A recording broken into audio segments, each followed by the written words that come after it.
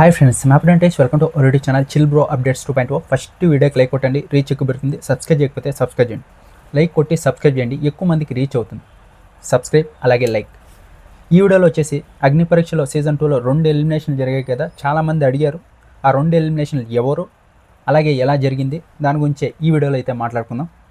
First వచ్చేసి నేను చెప్పా, ఎల్లో కార్డ్ వస్తే వాళ్ళు డేంజర్ జోన్లో ఉన్నట్టే, ఆల్మోస్ట్ ఎలిమినేట్ అయినట్టే అని. అందుకే మార్నింగ్ రోహిత్కి అనవసరంగా ఎల్లో కార్డ్ ఇచ్చారు అని చెప్పి. ఇప్పుడు ఎల్లో కార్డ్ ఎవరెవరి దగ్గర అయితే ఉందో వాళ్ళందరూ డేంజర్ జోన్లో ఉన్నట్టే.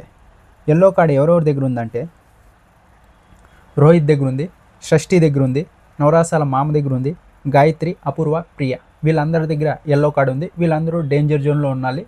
వీళ్ళల్లో ఒకరు ఇప్పుడు ఎలిమినేట్ అవ్వాలి. ఇది ఫస్ట్ ఎలిమినేషన్.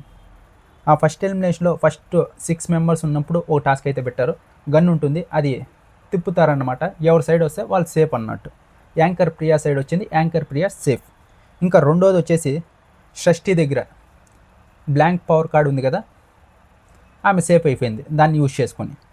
ఇవంతా రాబోయే దాంట్లో మీకు ఇప్పుడు ఎలాగైతే రేపటి అప్డేట్స్ ఈరోజే చెప్తానో అప్పుడు చెప్తా, మీకు క్లియర్గా అర్థమవుతుంది. ఇప్పుడు అడిగారు కాబట్టి ఈ 2 ఎలిమినేషన్ ఎలా జరిగాయని దాని గురించే చెప్తున్నా.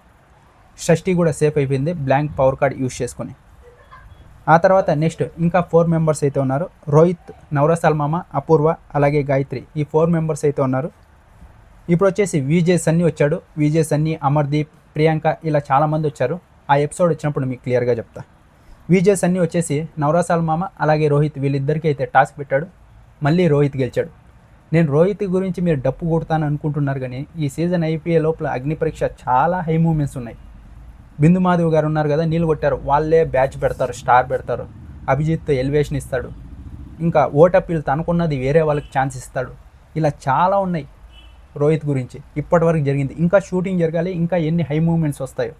నేను అలా చెప్తున్నా. 10,000 ఫాలోవర్స్ లేని నన్ను పిఆర్గా పెట్టుకున్నారు అంటారు మీరు. ఇంకా ఆ తర్వాత ఇప్పుడు రోహిత్ కూడా సేఫ్ అయిపోయాడు. ఇంకా అమర్దీప్ వచ్చేసి అపూర్వ అలాగే గాయత్రి వీళ్ళిద్దరికీ అయితే టాస్క్ పెట్టాడు. ఇందులో వచ్చేసి అపూర్వ గెలిచింది, గాయత్రి ఓడిపోయింది.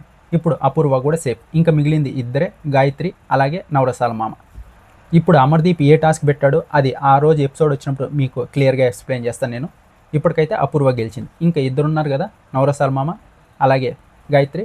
ఇప్పుడు హౌస్ మేట్స్ని అడిగారు ఎవరు హౌస్లో ఉండాలి, ఎవరు వెళ్ళిపోవాలి అని. వాళ్ళ చేతిలో డెసిషన్ పెట్టారు. 10 ఓట్స్ వచ్చేసి గాయత్రికి పడ్డాయి, హౌస్లోంచి వెళ్ళిపోవాలని. 3 ఓట్స్ మొట్టుకే నవరసాల మామకు పడ్డాయి, ఆయన హౌస్లో ఉన్నాడు. గాయత్రి ఎలిమినేట్ అయిపోయిందనమాట. ఇప్పుడు సెకండ్ ఎలిమినేషన్ కూడా నవరసాల మామ మళ్ళీ వచ్చాడు, ఆర్కే. ఈయన అంత కాన్ఫిడెంట్గా మాట్లాడలేకపోతున్నాడు, టాస్క్లు ఆడలేకపోతున్నాడు. అందుకే మళ్ళీ రెండోసారి కూడా డేంజర్ జోన్లోకి వచ్చాడు. ఈసారి నవరసాల మామ, బాగి తుల్లూరు గారు ఎవరైతే హెయిర్ కట్ చేయించుకున్నారో ఆవిడ ఇద్దరు డేంజర్ జోన్లోకి వచ్చారు. ఈసారి వచ్చేసి నవరసాల మామకి 5 ఓట్లు పడ్డాయి, బాగి తుల్లూరు గారికి 7 ఓట్లు అయితే పడ్డాయి. ఎక్కువ ఓట్లు బాగి తుల్లూరు గారికి పడ్డాయి కాబట్టి ఆవిడైతే సెకండ్ ఎలిమినేషన్ అయిపోయి బయటకు వచ్చేసారు. ఆర్కే మామ ఇంతవరకు ఏ పర్ఫార్మెన్స్ అయితే చేయలేదు. ఇలానే ఉంటే ఇప్పటికైతే హౌస్లోకి వెళ్ళే ఛాన్స్ ఆయన అయితే లేడు. చూద్దాం. ఇవే 2 ఎలిమినేషన్ ఇప్పటివరకు జరిగాయి.